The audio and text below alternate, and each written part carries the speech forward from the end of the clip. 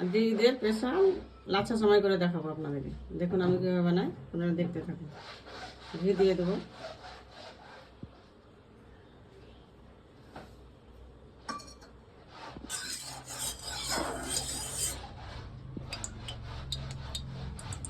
লাচ্ছা সময় দিয়ে দেবো।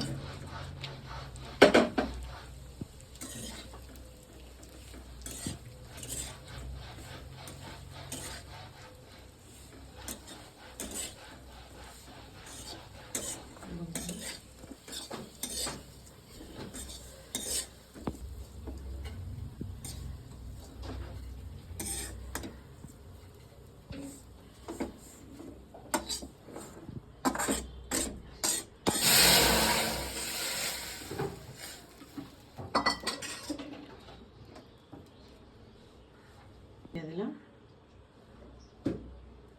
পরিমাণ মতো চিনি দিয়ে দেবো।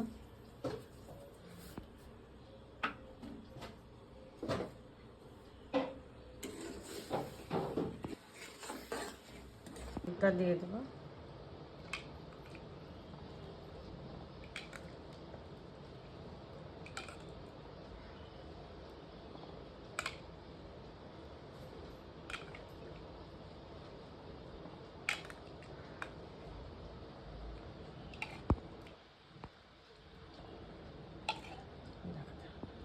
এইভাবে বাড়িতে একবার হলে বানিয়ে খাবেন, দেখবেন খুবই ভালো লাগবে।